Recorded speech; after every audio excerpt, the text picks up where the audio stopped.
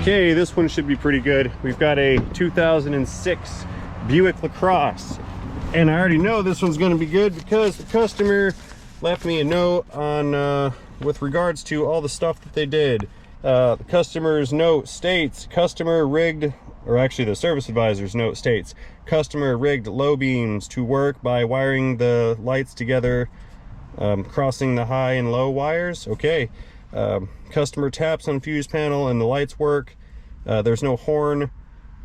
Oh, and there's a phone number there that I have to edit that out now because you guys just saw some personal information. So let's swing this thing into the shop and see what our deal is and see what kind of carnage they have created. See, it has some new headlights or bulbs or whatever hanging out in the glove box. All right. So I think the first thing I'm going to have to do here is to undo whatever they did so I can properly diagnose this situation right here.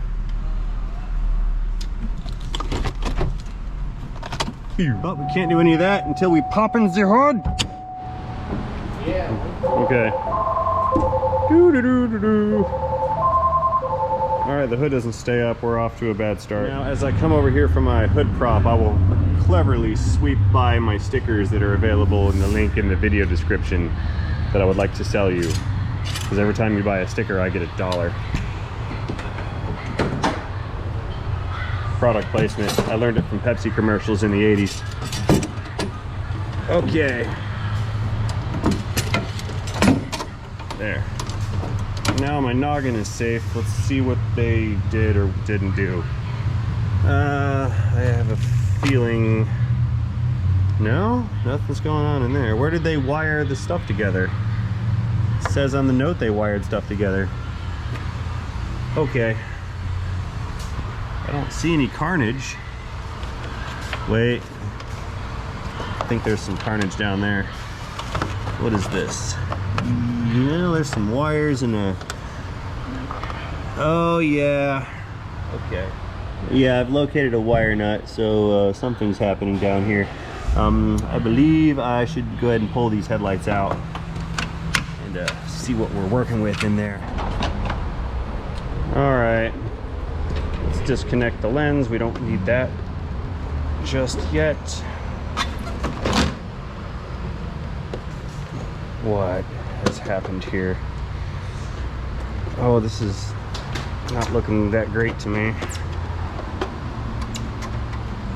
Come off. Pry bar.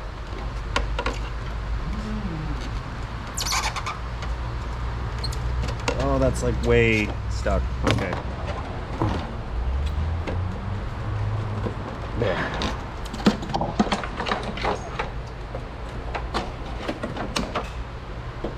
Okay. Oh, yeah. What have we done here? Okay, I see what they've done. They've, I guess, crossed these two wires. One of these must be the hot for the high beam, one must be hot for the low beam. So let's undo this. Kind of. Doo-doo-doo. No, I will not be leaving this as a permanent wire nut repair, but for the sake of diagnostic purposes, this will be sufficient for now. Could be worse. They could have used Scotch lock connectors. Okay, so that's not wired properly. Okay, I busted out the meter, and I still have the high beams selected on the side of the vehicle. I'm assuming this is ground, and one of these two should be hot with high beams on. So let's see which circuit is the high beam circuit. And it looks like the green is high beam. So we should be focusing on this yellow circuit. That should be the low beam circuit. Now this is not powered currently. Let's go switch high beams off and we should see power on this low beam. All right, with the high beam selected off, I'm looking for power on the other circuit. Nothing there. Okay, so we have a delivery issue with 12 volt power to the headlights. Let's go see if there is a relay involved here. Okay, I grabbed the cap for the fuse box. Under the relays, I have high beam relays, but we do not have a relay for low beams. However, I do have fuses for low beams, number 3 and number 4, which are these two fuses here. Oh, there they are, those two right there, 3 and 4. So let's go inspect 3 and 4 and see if those things are powered or open or something like that. And if that's not the case, then we'll follow the circuit farther back to its source to determine where the fault is present. And fuses number 3 and 4, according to that lid, is this 10 amp and that 10 amp right there. And with the meter in place, I'll ground the negative lead to the battery. It's right here underneath of you guys. And we've got no voltage at the fuses. Okay.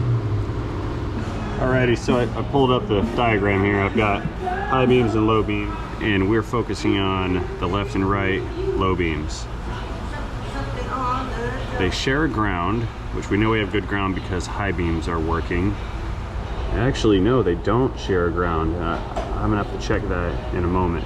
However, we do not have power at those two fuses, 3 and 4.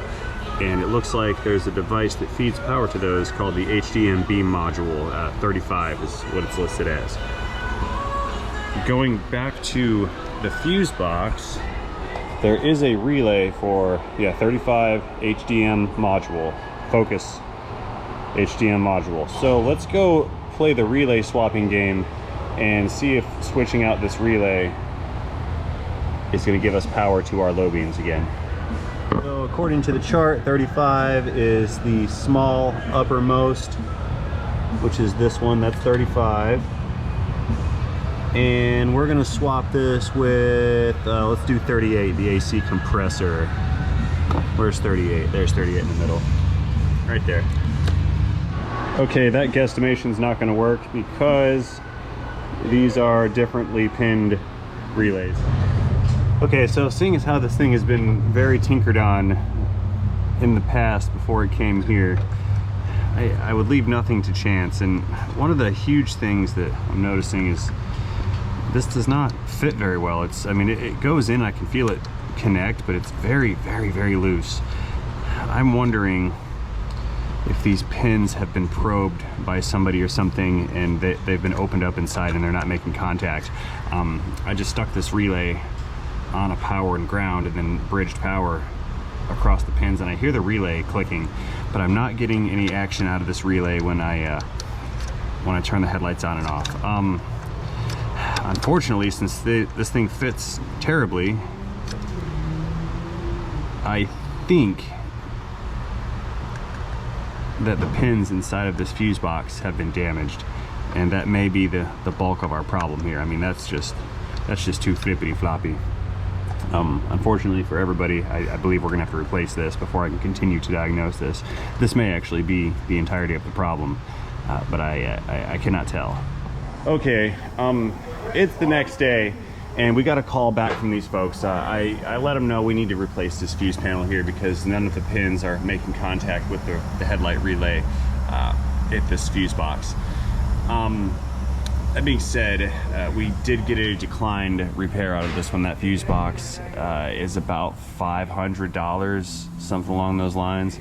Not to mention some labor action to kind of put all this stuff back together how it's supposed to be and get the system functional again. And they don't want to put that kind of money into this old Buick. So there's really nothing I can do here except for rewire these headlights back reversed again so he's got low beams. He'll end up not having high beams, and the system's just gonna be dysfunctional the way that it is. I do have a thought though. Now, I've never done such things before, and I don't know if this is going to work or not, but there may be something I could do to make this function. See, basically, if I could get these pins to make connection with the receptacles inside of this fuse box, then theoretically everything should work. So what I'm thinking is that if I apply some solder to these connections, it will physically increase the size of these pins, and that will increase the chance of these pins making contact with the terminals inside. At this point, I've really got nothing to lose, so maybe I'll try it out, see what happens. Let's go see. Powering on. There we go. Now, like I said, I have no idea if this is going to work or not. I couldn't just be wasting time, but the way I see it, it's kind of worth a shot to attempt to make these pins make contact with the connectors inside of the fuse box. If it doesn't work, we've lost nothing. If it does work, then I fixed it, perhaps.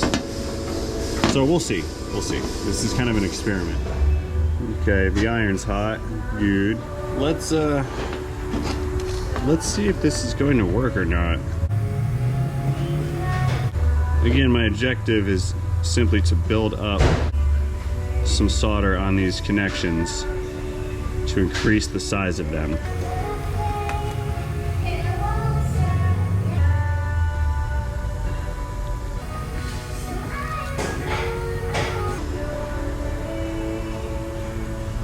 Wow, this may actually work.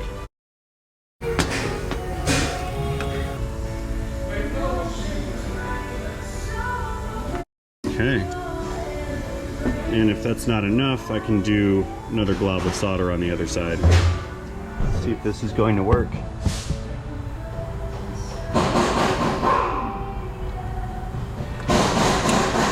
Alright, the fitment definitely feels tighter. Let's just shove it on home and see what happens. There. Okay. Okay, the relay's in. Let's plug a headlight in and turn it on and see if we have any illumination. Okay, so I've gone ahead and flip-flopped the wires back to where they go and plugged in the lenses. Did such things on both sides.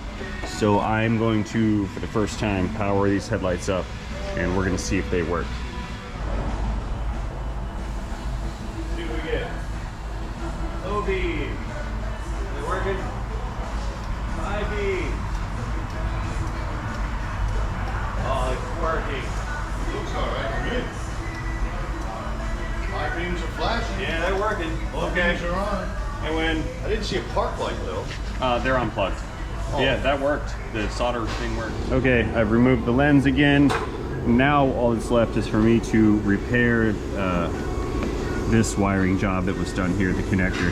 I'm just gonna solder and heat shrink these guys back together real quick like. So first thing first is lose the wire nuts.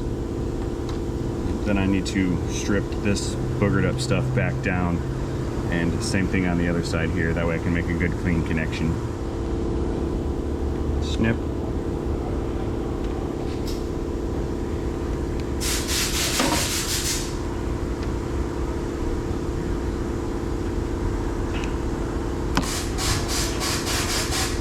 Now I should mention before I begin this job that I collected my mail from the post office box yesterday, and you guys sent me all kinds of goodies. I didn't bring them today. They're on my kitchen table, but I'd like to extend a very sincere thank you to each one of you who displayed your generosity towards helping me perform better wiring repairs.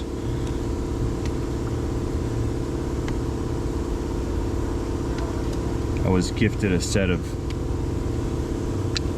wire strippers, some alligator clip solder holders, a couple of those, and a few other miscellaneous goodies that will make an appearance in future videos.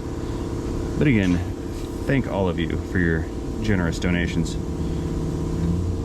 Okay, first things first, let's tin these wires. I'll do the harness side and I'll do the connector side.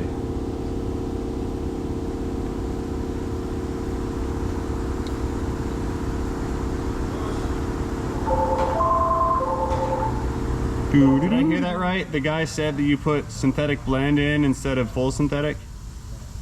How does he know? That's great over there. I guess the fella's oil change light came on and he thinks it was too soon.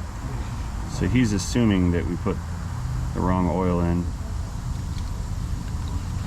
I don't know. Ow! There's solder on my knee and it burns. Ow. Ow. Fell off the tip.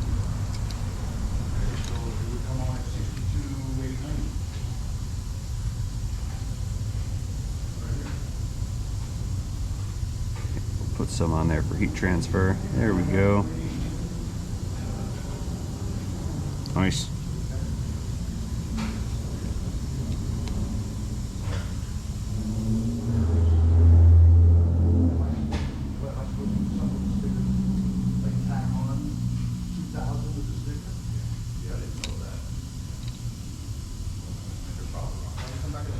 Okay, I skipped ahead a little bit, and I've already tinned the harness side of these wires, and I've got 2 of them set up already with heat shrink, and I'm going to go ahead and make the connection right now. Melt. Do it.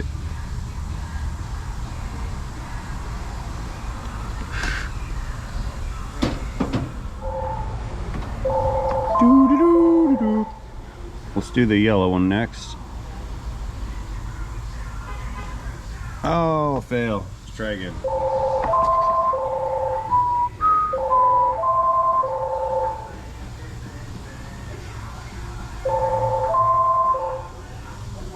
Oh yeah, there we go. Let it ride. Flow, flow, flow.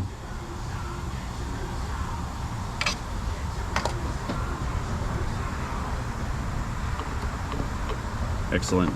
And I've got the ground wire, and that will conclude this repair on this side. Like I said, I'm not going to film the other side for the sake of time, but I do believe y'all get the picture of what we're doing here, and I will repeat these exact same steps on the passenger side harness. And then I can reassemble this thing and it will be donezo.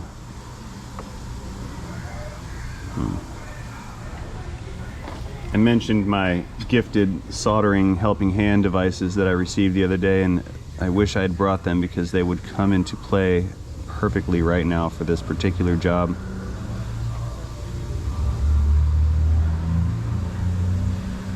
But I don't have them, and I just screwed that all up. Don't solidify. Remelt. Remelt. Oh, I had it too, and I lost it. I ruined it. Shh, Nikes. Why? I was doing okay. Ow, hot.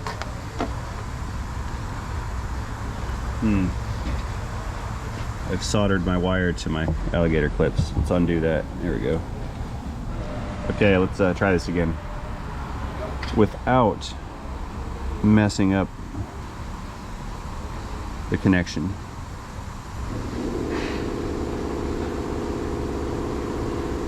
Flow, flow, flow.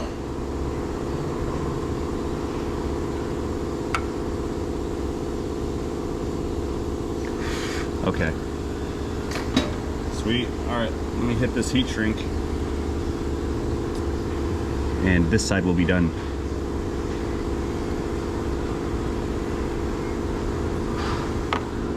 Oh, I also forgot to mention the blue super fine wire cutter tools that I was also gifted. That's what I forgot to mention. They're similar to these ones, but smaller at the tip,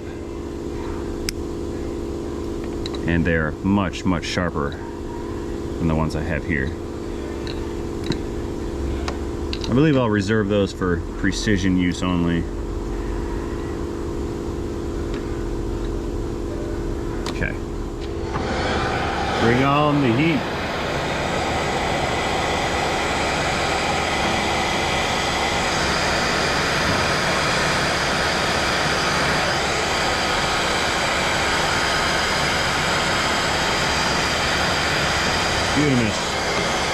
Okay, now that that is done, let's get this thing reconnected and plugged back in and bolted / mounted back to the car. That's our parking light clip. Tick.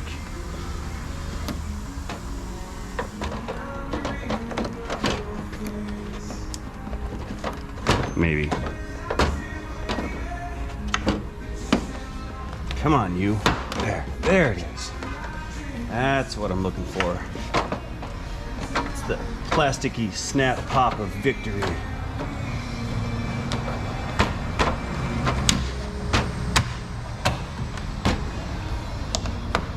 Click.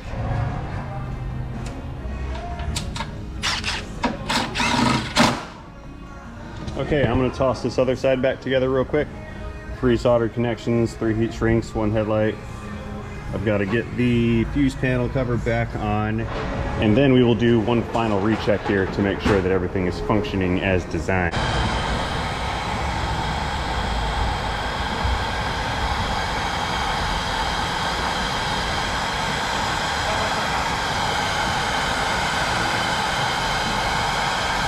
Perfect. Alrighty, let's get this thing plugged back in. Where's the connector? There it is.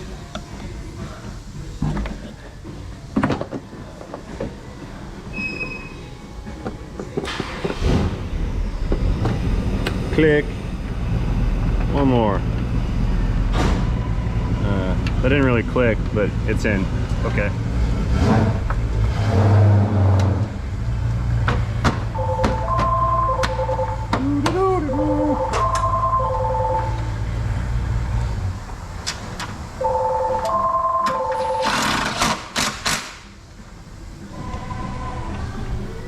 Okay, fuse box cover install complete-ish. No, get on there. Get on there. All right, sweet. I think that's that. This one is donezo. Let's do one final recheck just to confirm, and we'll get this one out. Okay, I count that as success. It's fixed and it works, and it's not hack job together. So we're done. Restarting the engine. Cool. Well, guys, I have to say, I was pleasantly surprised that the soldering on the relay pins was actually effective and it worked. I did not expect that to work out the way that it did. The customer has been advised, and it has been documented on his repair order, that what we did was an ad hoc repair at best. It's not a permanent solution. There still is damage to the internals of that fuse box. However, I have made the system functional again, but in order for that to be properly repaired, it'll have to have that fuse box replaced. That being said, I would like to thank everyone here for watching this video. I hope you enjoyed it. If you did enjoy this video, please feel free to communicate that to me effectively by tapping our thumbs up button. If you did not enjoy this video, again, please feel free to communicate that constructively in the comment section down below. Again, thank you guys for watching. And before I go, I have to remind you guys to not forget to have yourselves a great day. See you guys in the next one. Powering down. Oh, you know what? Time for some little extras. Wow, that's a fail. Okay, never mind. That's gonna stay the way it is. Goodbye, little red Buick.